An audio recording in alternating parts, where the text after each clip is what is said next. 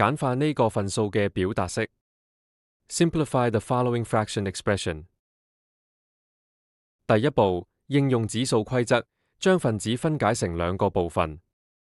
Step 1. Apply the power rule to the numerator using the rule ab to the power n equals a to the power n times b to the power n, splitting it into two parts。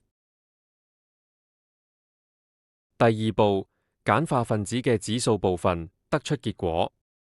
Step 2. Simplify the exponents in the numerator to get 8 times x to the power 12。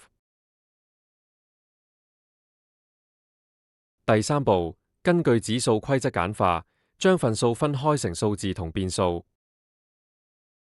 Step 3. Separate the fraction into coefficients and variables, then simplify using the rule x to the power m over x to the power n equals x to the power m minus n。得出最終答案。Final answer 4 times x to the power 7。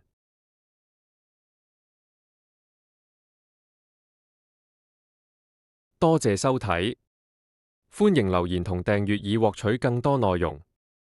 Thank you for watching. Please comment and subscribe for more content.